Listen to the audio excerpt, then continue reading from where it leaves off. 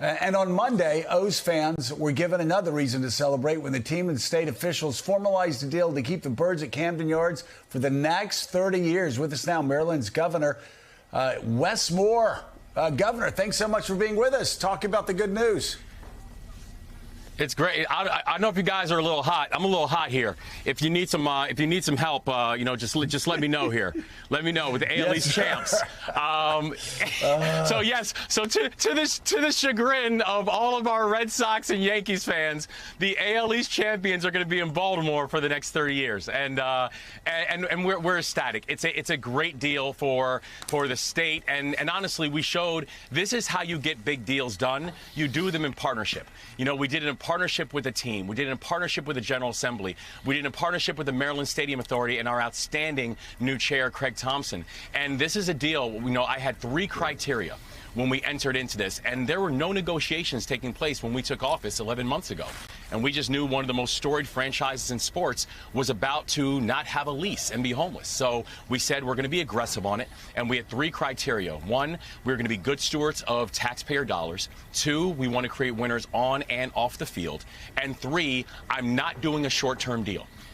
Our state had a history of doing these one-year deals, and I said, these short-term deals, they're not only unimaginative, they're dangerous, and only long-term deals. And so we're really proud that this is a deal that's going to keep the Orioles here for 30 years and start just a larger process of how are we rethinking this larger renaissance of Baltimore with one of Baltimore's core anchors at the forefront.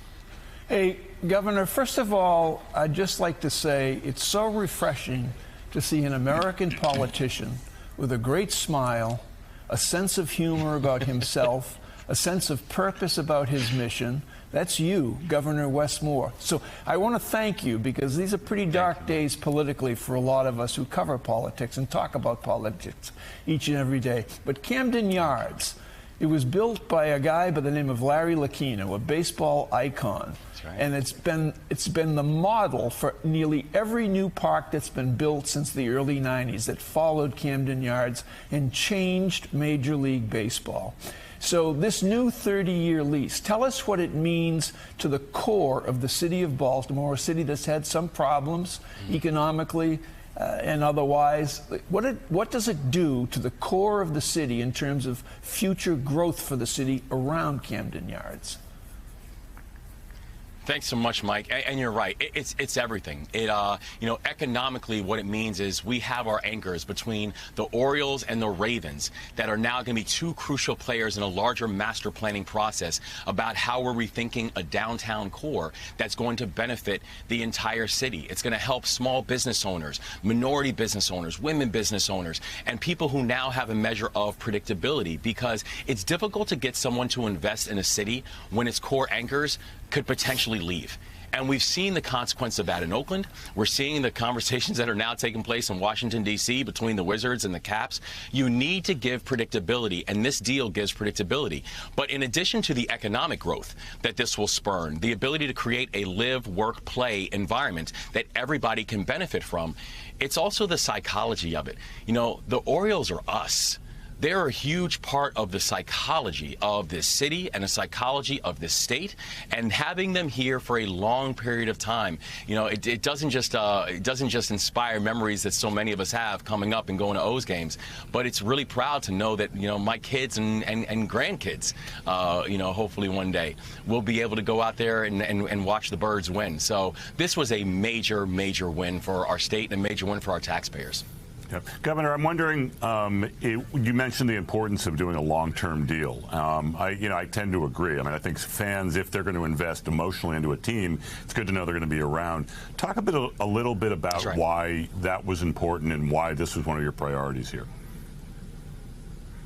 Well, because we need to create measures of predictability. And only long-term vision and long-term deals can give you that. If people think that you could have core anchors that could pick up and leave, that could change an economic dynamic of a region, then they won't invest. They'll find other places.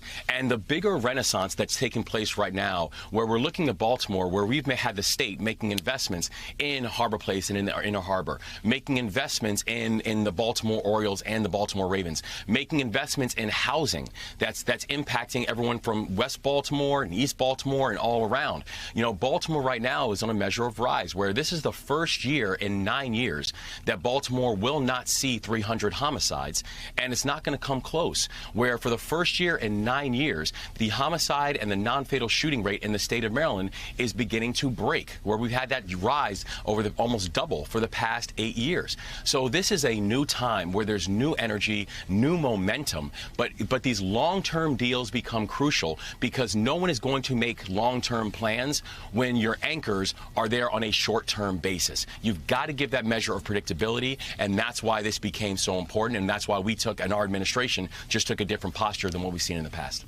Governor, you're a rising figure not just in Maryland but also nationally, and I wonder if you could take a broad look at the divisions we're seeing emerge in the Democratic Party on issues like immigration and on the Mideast. And I wonder if are you concerned about these divisions, and what is your assessment of the state of President Biden's reelection campaign as we head into this election year?